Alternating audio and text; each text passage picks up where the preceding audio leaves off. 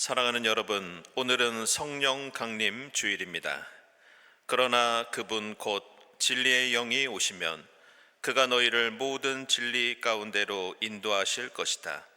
그는 자기 마음대로 말씀하지 않으시고 듣는 것만 일러주실 것이요 앞으로 올 일들을 너희에게 알려주실 것이다. 우리를 진리의 길 위로 부르시는 주님께 찬양과 경배를 올려 드립시다.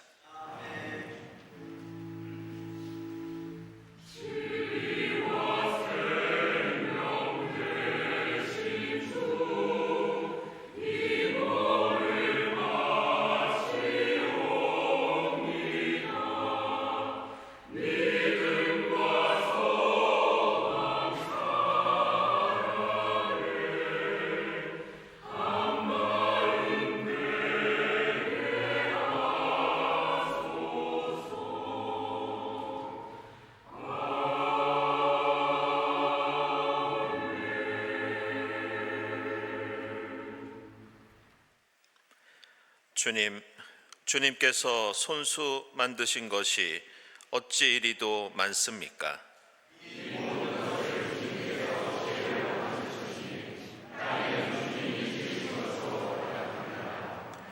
이 모든 피조물이 주님만 바라보며 주님께서 그들에게 먹이를 주시면 그들은 받아 먹고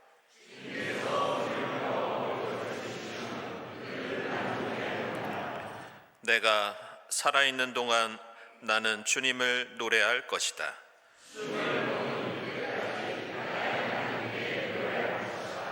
아멘.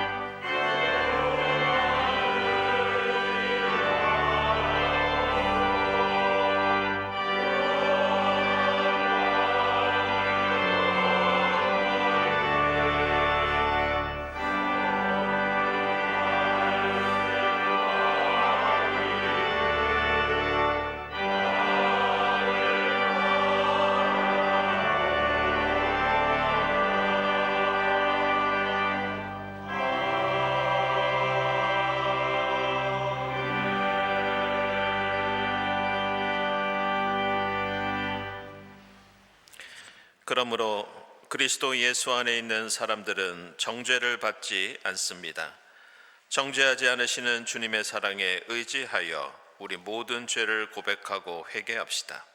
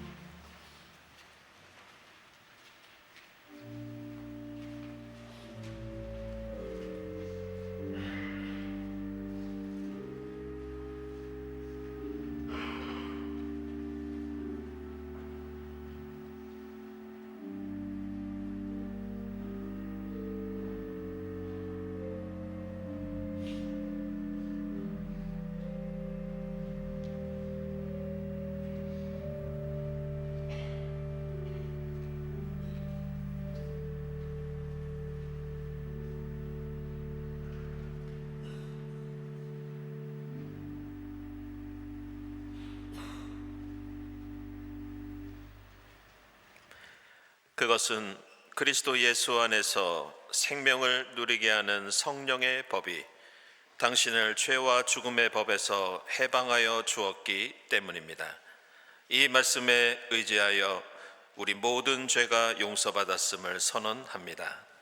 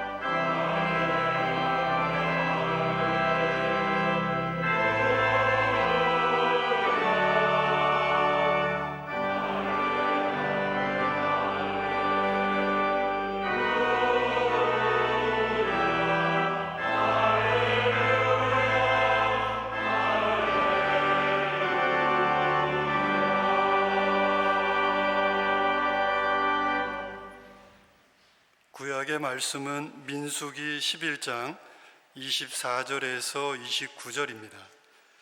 모세가 나가서 주님께서 하신 말씀을 백성에게 전달하였다.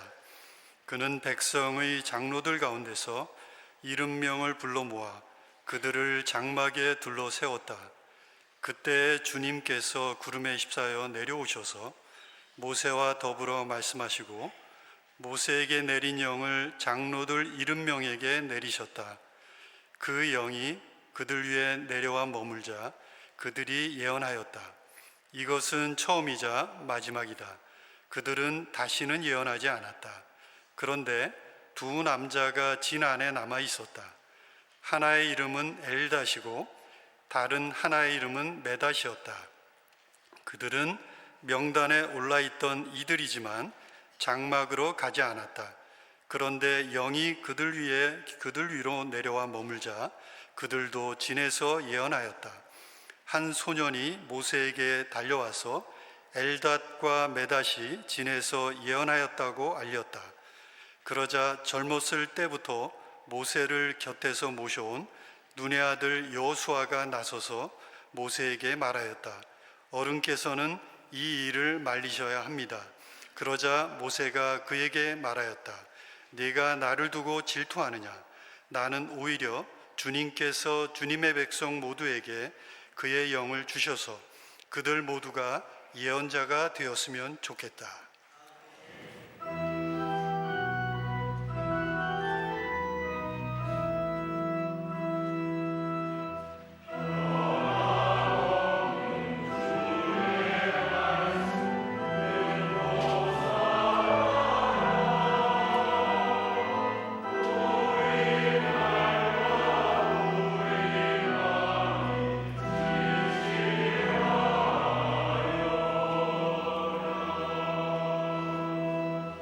서신의 말씀은 고린도전서 12장 4절에서 11절입니다.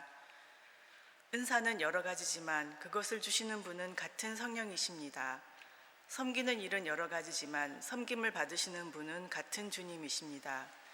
일의 성과는 여러 가지지만 모든 사람에게서 모든 일을 하시는 분은 같은 하나님이십니다. 각 사람에게 성령을 나타내 주시는 것은 공동 이익을 위한 것입니다. 어떤 사람에게는 성령을 통하여 지혜의 말씀을 주시고 어떤 사람에게는 같은 성령을 따라 지식의 말씀을 주십니다. 어떤 사람에게는 같은 성령으로 믿음을 주시고 어떤 사람에게는 같은 성령으로 병 고치는 은사를 주십니다.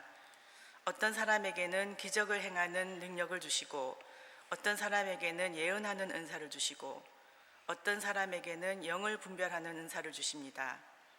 어떤 사람에게는 여러 가지 방언을 말하는 은사를 주시고 어떤 사람에게는 그 방언을 통역하는 은사를 주십니다.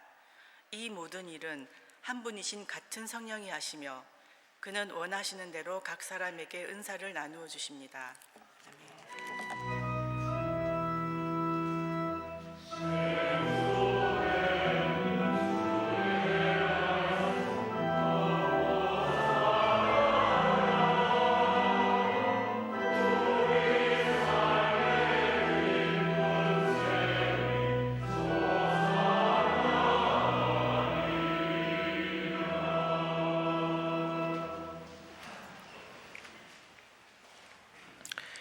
복음의 말씀은 요한복음서 7장 37절부터 39절까지입니다. 명절의 가장 중요한 날인 마지막 날에 예수께서 일어서서 큰 소리로 말씀하셨다. 목마른 사람은 다 나에게로 와서 마셔라. 나를 믿는 사람은 성경이 말한 바와 같이 그의 배에서 생수가 강물처럼 흘러나올 것이다. 이것은 예수를 믿은 사람이 받게 될 성령을 가리켜서 하신 말씀이다. 예수께서 아직 영광을 받지 않으셨으므로 성령이 아직 사람들에게 오시지 않았다. 아멘.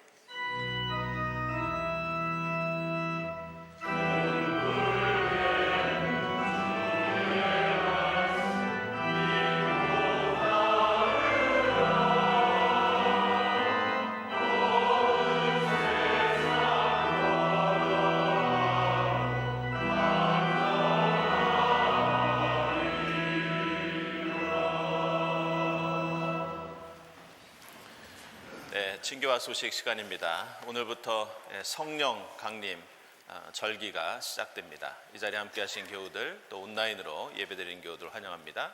우리 교회 처음 참석하신 분들 환영하고요. 교회에 대해서 궁금한 점 있으신 분들은 세교우실을 찾아주시기 바랍니다. 우리 옆에 계신 분들과 함께 평화 인사 나누겠습니다.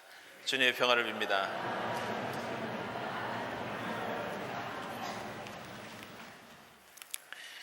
네, 교우 소식입니다. 전에 알려드린 대로 우리 최용혁 권사님, 남편 되시는 이정석 집사님 향년 93세를 일기로 14일에 수촌에서 은혜 가운데 장례를 잘 마쳤습니다. 그리고 우리 홍윤희 집사님, 홍윤아 집사님, 홍상진 집사님, 백승희 집사님 아버님 되시는 홍성민 교우 향년 99세를 일기로 지난 주일에 소천하셔서 주중에 장례를 잘 마쳤습니다. 우리 이 시간 유족들 함께 인사 나누기 위해서 함께 하셨습니다. 인사 나누겠습니다. 주님의 위로를 빕니다.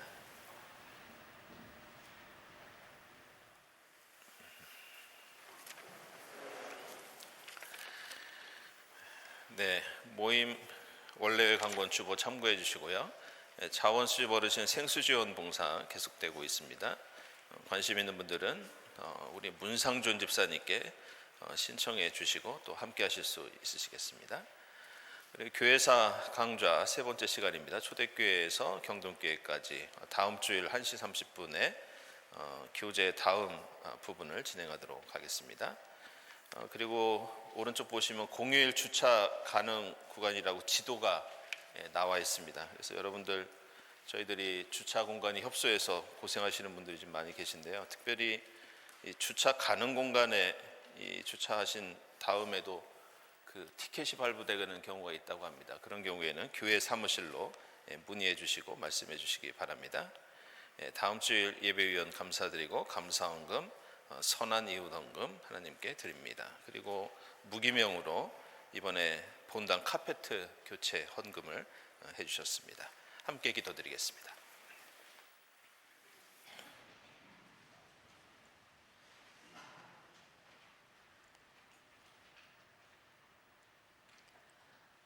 하나님 감사합니다. 푸르름이 무르익는 5월 성령 강림 첫 번째 주일, 지난 한 주간의 삶을 돌아보며 새롭게 한 주를 시작하는 주일 아침, 경동의 제단에 불을 밝히며 예배드림을 허락하시니 감사합니다. 경동의 교우들이 온 마음과 정성을 다하여 올려드리는 경배와 찬양을 기쁘게 받으시고 주님 홀로 영광 받으소서.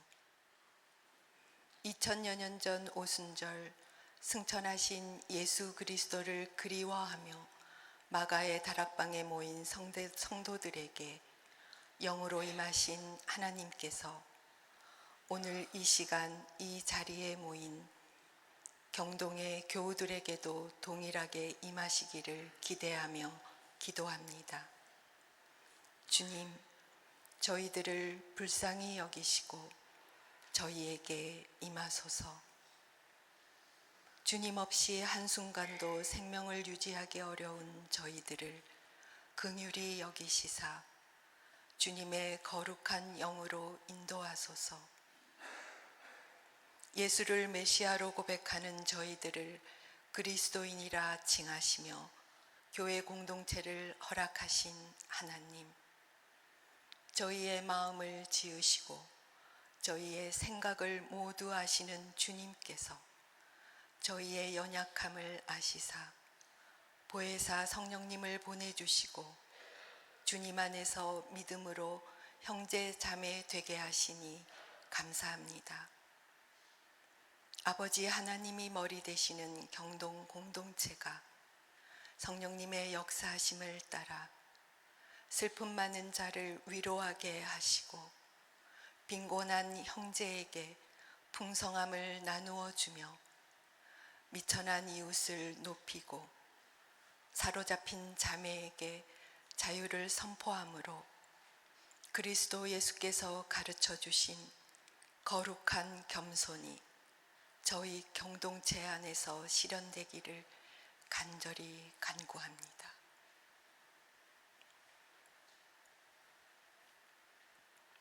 하나님, 끝이 보이지 않는 전쟁이 수년간 지속되고 있는 곳에서 가장 고통받는 이들을 주님께 올려드립니다. 절망의 폐허 속에서도 생명은 탄생하고 어린아이들은 성장하기에 어른들은 하루만이라도 무사하기 바라며 불안한 마음을 조입니다. 선택의 여지가 없는 힘없는 그들의 눈물을 닦아주시고 평범한 일상을 소망하는 이들을 기억하소서. 지금도 이 땅의 평화를 위해 주님께 나와 엎드리는 기도자들의 간절함을 들어주소서. 저희 공동체에 아버지를 여인 두 가정의 유족들을 위로하여 주소서.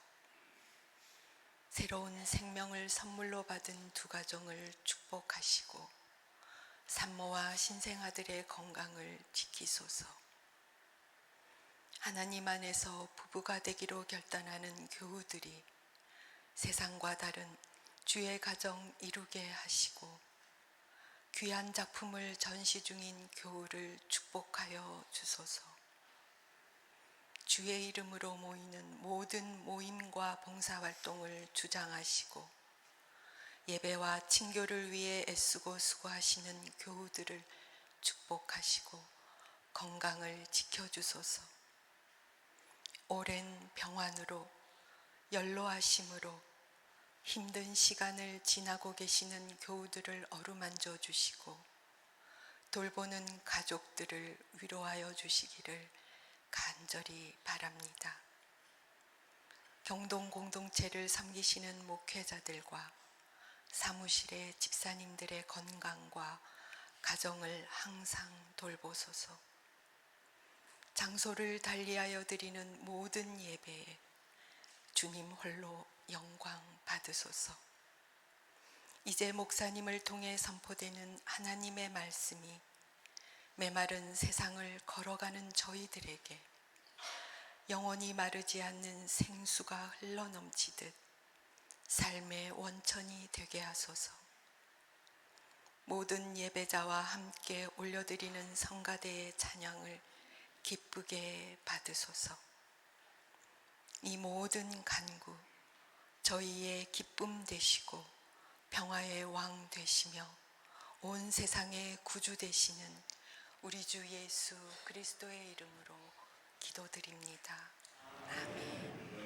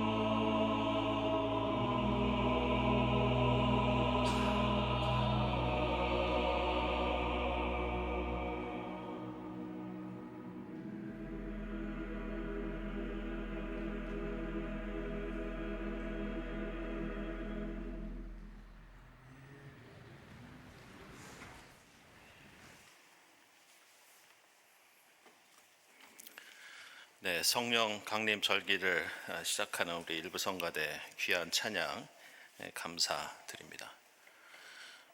그리고 제가 용서를 좀 구하겠습니다.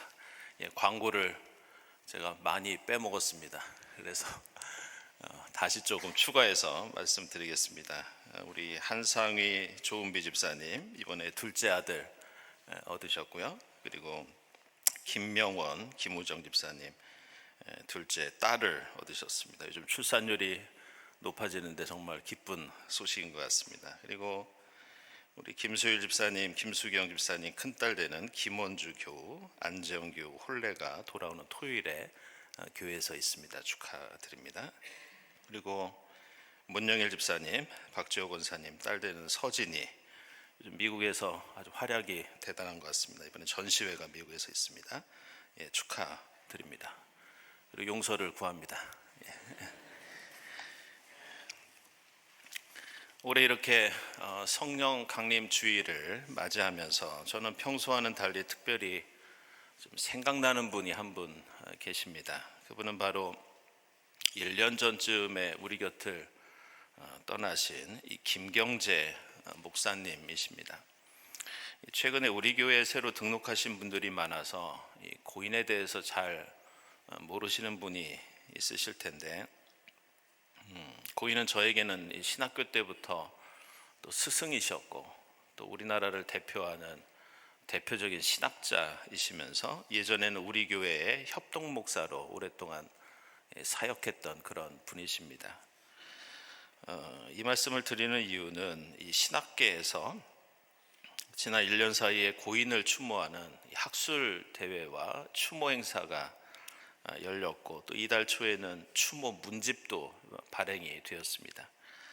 근데 고인이 평소에 신학적으로 강조하시면서 우리에게 남기신 이 신앙과 신학의 유산은 무엇이고 지금 한국교회가 안고 있는 가장 큰 아쉬운 점이 무엇인지 이 동료 신학자들과 이 후학들이 모여서 함께 이 심포지엄을 연 적이 있습니다. 그래서 여러분들에게 그 내용을 소개해 드리려고 합니다. 그것은 두 가지가 당시에 논의되었는데, 하나는 한국교회에서 점점 영적인 체험이 사라지고 있다, 이런 얘기를 나누었습니다. 그리고 두 번째는 이러한 영적인 체험이 사라지면서 교회 공동체 내에서 성령 하나님을 만난 고백도 점점 사라지고 있다, 이런 지적이었습니다. 이것이 한 시대를 살아간 한 신학자가 한국교회를 향해 남긴 우리 시대의 신앙의 과제라고 함께 모인 학자들과 후학들이 이구동성으로 함께 동의하며 얘기했던 적이 있습니다. 여기에는 여러 가지 이유가 있을 수 있겠지만 어쩌면 우리는 더 이상 성령의 역사를 간절히 바라지 않는 그런 시대를 살고 있는지도 모르겠습니다. 성령의 역사가 없더라도 우리가 가진 것이 예전보다는 좀 많아져서 이제는 잘 먹고 잘 살게 되면서 교회는 점점 문화센터가 되어가고 있고 동호회처럼 되어간다는 그런 지적이 일어나고 있습니다. 그리고 다른 하나는 한국교회 역사에서 성령의 역사가 그토록 뜨겁게 일어났는데 그 결과로 일어난 교회의 부흥과 성장의 열매를 교회와 그리스도인들이 독점하고 편취하고 악용하고 오용했기 때문에 이제는 더 이상 성령의 역사를 기대할 수 없는 그런 상황과 시대를 살고 있지 않느냐, 그런 반성도 하게 됩니다. 오늘 우리가 읽은 민수기 11장 말씀은 이렇게 성령 강림 주일을 맞이하면서 우리에게 성령은 어떤 분이시고 우리에게 성령이 임하신다는 것은 어떤 의미를 가지고 있는지 그것을 가르쳐주고 있는 말씀입니다. 이 이야기의 전말은 이렇습니다. 이스라엘 백성이 출애굽하면서 이스라엘 공동체 안에는 여러 가지 일들이 벌어집니다. 그것을 처리하는 과정에서 모세가 혼자 감당하기에 너무 힘들다 보니까 모세를 도와서 함께 일할 수 있는 70명의 장로를 새로 세우게 됩니다. 근데 당시에는 이렇게 하나님의 일을 맡아서 하려면 하나님의 일꾼에게 필요한 조건이 있었습니다. 그것은 바로 하나님의 영이 그 사람에게 임해야 했습니다. 그래서 오늘 말씀 보시면 장로 후보자들이 각자 장막 앞에 서 있을 때 하나님의 영이 그들에게 임하시는 장면이 등장합니다.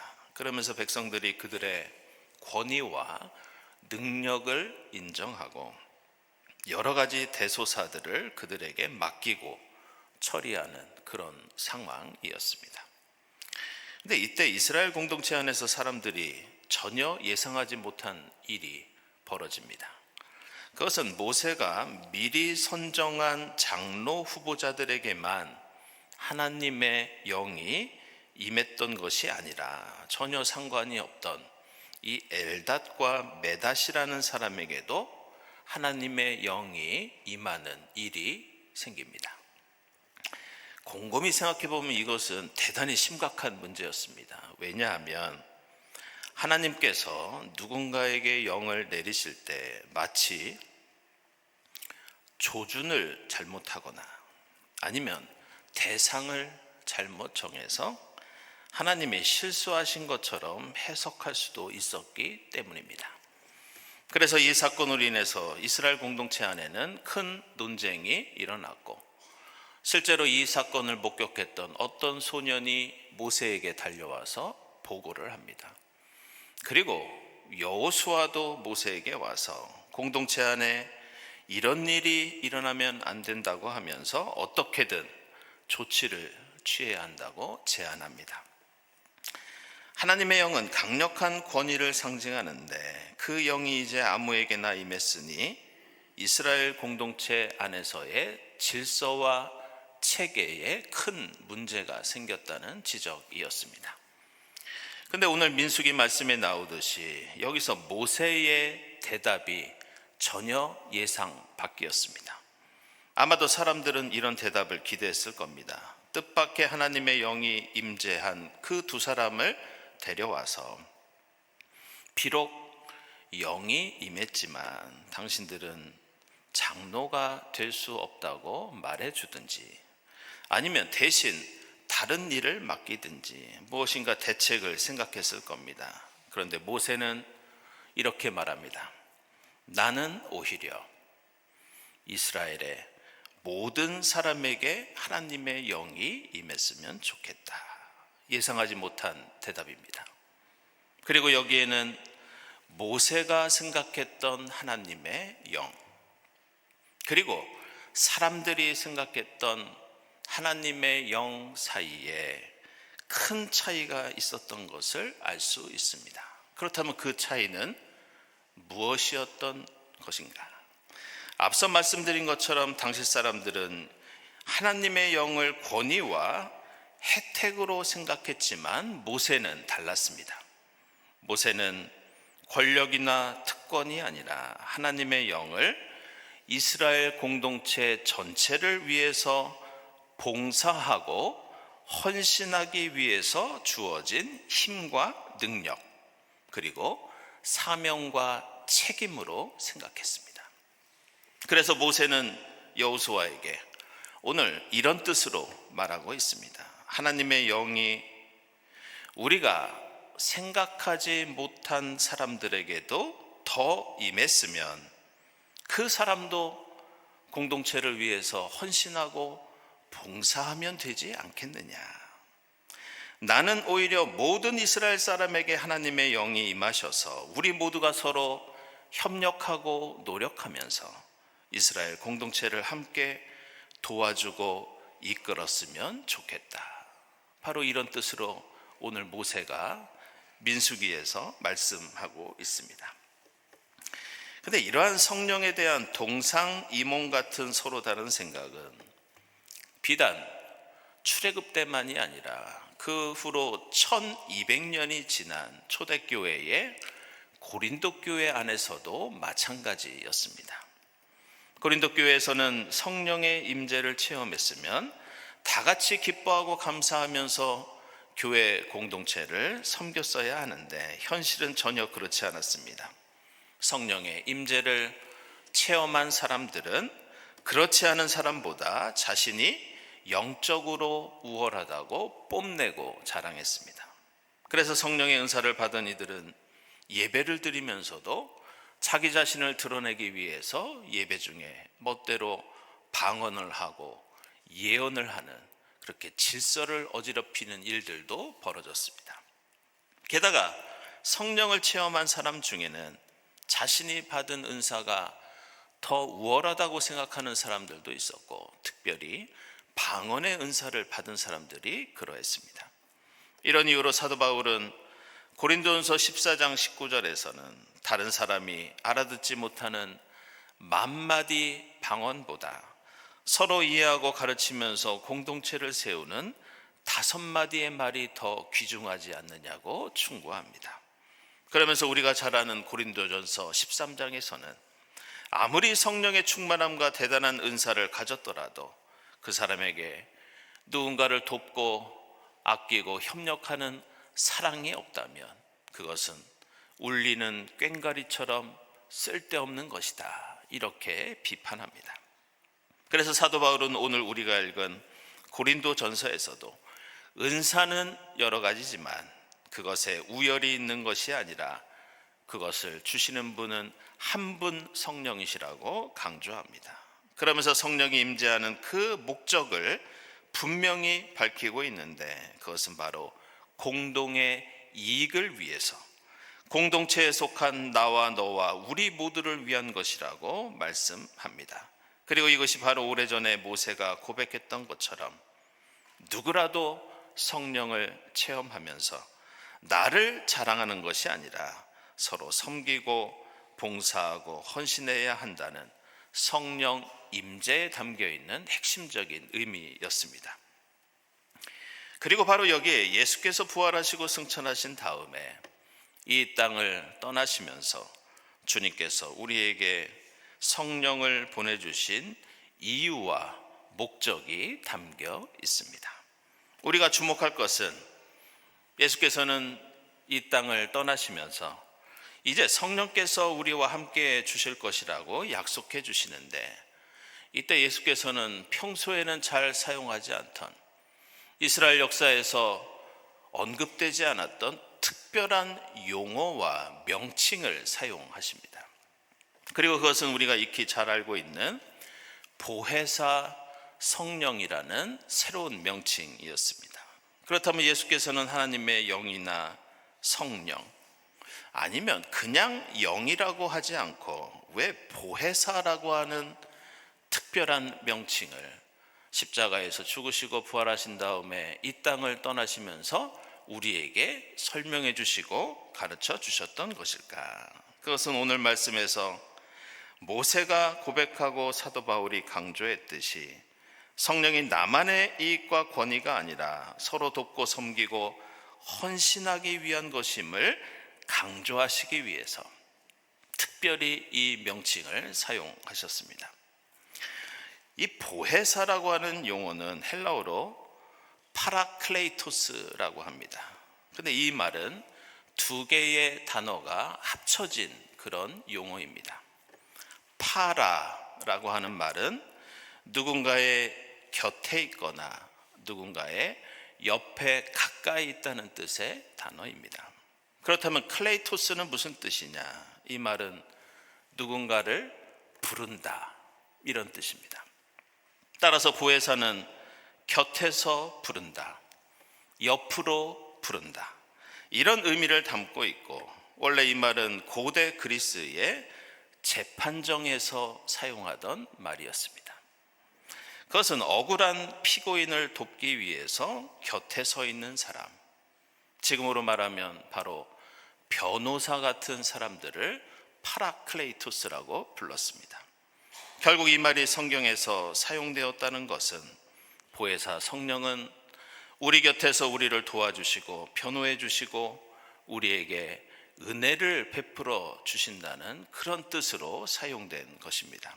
그런데 우리가 한 가지 더 주목할 것은 보혜사라는 말은 단순히 내 곁에서 나만 도와주시는 분으로 한정되지 않는다는 겁니다. 이 보혜사 성령은 내 곁에도 오시지만 이 성령께서 나에게 임재하시고 나에게 역사하실 때 성령은 우리를 다른 사람의 곁으로도 인도해 주시고 그리고 우리를 다른 사람의 곁으로 불러주신다는 뜻이 함께 들어 있습니다. 그래서 보혜사는 우리의 권위, 우리가 받는 혜택, 우리가 누리는 이익만을 위한 영이 아니라 우리를 누군가의 곁으로 인도하셔서 그 이웃을 위로하고 보호하고 도와주는 헌신과 봉사의 영이 보혜사입니다. 그래서 베드로전서 4장 10절에서는 각 사람이 성령의 은사를 받는 것은 서로 봉사하기 위한 것이라고 말씀합니다. 갈라디아서 5장 22절 이하에 나오는 성령의 열매도 내가 인정받고 복받는 것이 아니라 대부분 이웃과의 관계 속에서 우리가 실천해야 하는 덕목들을 성령의 열매로 가르치고 있습니다. 로마서 5장 5절에서도 성령이 우리에게 임하시면 우리에게 사랑을 부어주셔서 우리로 다른 사람을 보살피고 도와주게 하신다고 말씀합니다.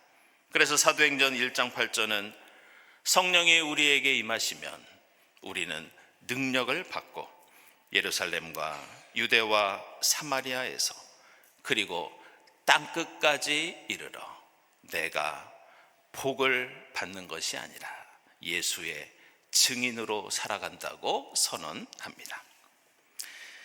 저는 몇 주 전에 주일 설교를 통해서 교회를 가리키는 에클레시아라고 하는 말이 바깥으로 부른다는 뜻을 가지고 있다고 말씀드린 적이 있습니다. 교회는 이렇게 모여서 하나님을 찬양하고 우리가 주님의 사랑을 나누는 공동체이지만 교회는 세상 바깥으로 부름받은 공동체 에클레시아입니다. 하지만 우리가 생각해야 하는 것은 우리가 세상 바깥으로 무조건 나간다고 교회 공동체의 사명과 역할을 다하는 것은 아닙니다. 우리는 내 힘과 능력이 아니라 우리에게 임재하시는 성령의 역사와 그 능력을 통해 그냥 바깥 세상이 아니라 누군가의 곁으로 부름받은 사람들입니다. 그것이 바로 예수께서 우리에게 보혜사 성령을 보내주신 목적과 이유입니다.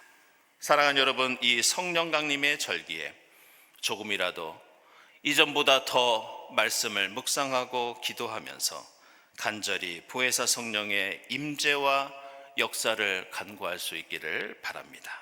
우리 곁을 떠난 한 신학자의 한국교회를 향한 진다처럼 체험과 고백이 사라져가는 이 상황 속에서 우리 경동교회 공동체가 진실되게 더욱 기도하고 성실히 간구하면서 성령의 체험, 하나님을 만난 고백이 넘쳐날 수 있기를 소망합니다. 그럴 때 그 은혜를 나만 맛보고 누리는 것이 아니라 우리를 이웃의 곁으로 이끄시는 성령의 인도하심에 따라 누군가의 곁으로 다가가 주님의 사랑을 더욱 풍성히 나눌 수 있게 되기를 바랍니다. 이 성령 강림의 절기에 오늘 요한복음서에서 주님께서 약속하셨던 생수의 강물이 우리 모두에게 흘러 넘치기를 축복하며 기원합니다. 기도하겠습니다.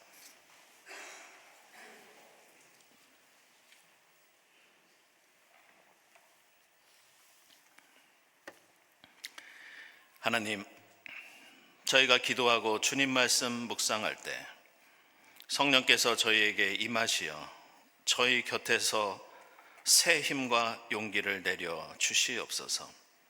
하나님의 영이 나만을 위한 것이 아니라 보혜사 성령의 인도하심 따라 이웃의 곁에 다가가 그들과 함께 울고 웃고 위로하는 주님 사랑 풍성히 나누도록 인도해 주시옵소서. 예수 그리스도의 이름으로 기도드리옵나이다. 아멘.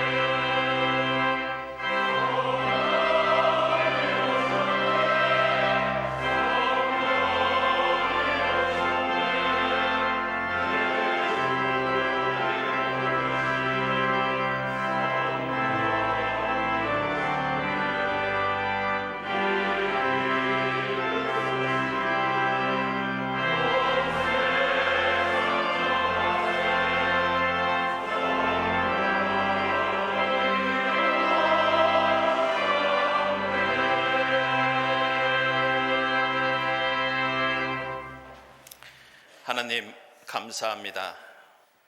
광야 같은 인생길을 걸어가는 저희에게 항상 만나와 메추라기를 베풀어 주시고 불기둥과 구름기둥으로 인도해 주시니 감사합니다.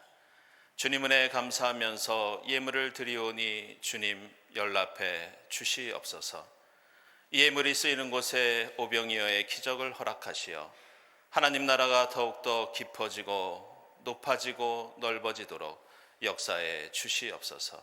예물을 바치는 손길들을 주님께서 기억해 주시고 하늘의 복을 더하여 주시옵소서. 특별히 간구하오니 넉넉하지 못한 형편의 예물을 드리는 이들에게 주님의 긍휼과 위로를 더하여 주시옵소서. 이 예물뿐만이 아니라 주님의 몸된 제단을 위해 헌신하고 봉사하는 손길들마다 주님 같은 은혜로 함께 주시옵소서. 예수 그리스도의 이름으로 기도드리옵나이다. 아멘.